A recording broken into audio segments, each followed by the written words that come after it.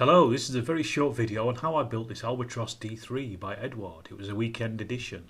I started really with the interior, just putting together various bits and pieces, so I was able to paint it. And I painted all the interior at once and gave it a wash with Agrax Earthshade, as you can see here, same with the engine.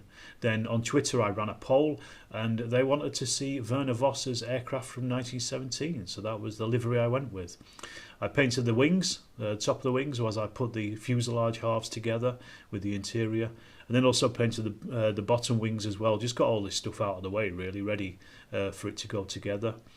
I was waiting for Decals to come through for the wood grain, so I was able to paint bits and pieces and just sit waiting for these Decals to come on. And it took nearly a week to come through, but they were pretty quick.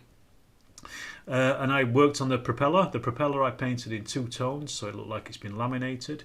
And then using oil washers, I gave it 5 different oil washers of burnt umber, which have been really thinned down. And this really ended up looking pretty good, I think. I was really happy with the wood grain effect on that, and it was just from a wash.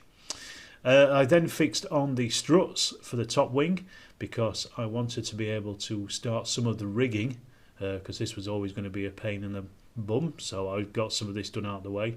And then the decals themselves turned up.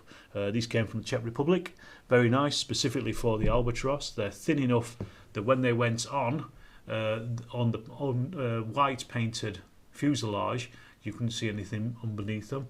And then I added the original decals from the kit itself, which really tied it all together, and then they bedded in once I'd varnished it.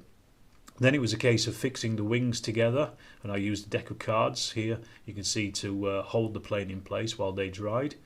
And then I began the arduous task of rigging it, and there's quite a lot of rigging on the Albatros, but I used Easy Line, which is a great rigging material. Then added the wheels, which I'd built earlier, and that was pretty much it, really. This is it completed. Really nice little kit, 1/48 scale. It was a real pleasure to build, really enjoyed it.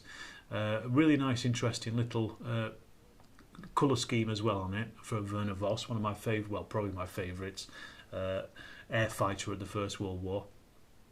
And I used clay washes to weather it from Flory, and then just varnished it all to give it that slight sheen as well. I was pretty happy with how it turned out. I could have made some of the rigging a little bit better, I think, in places.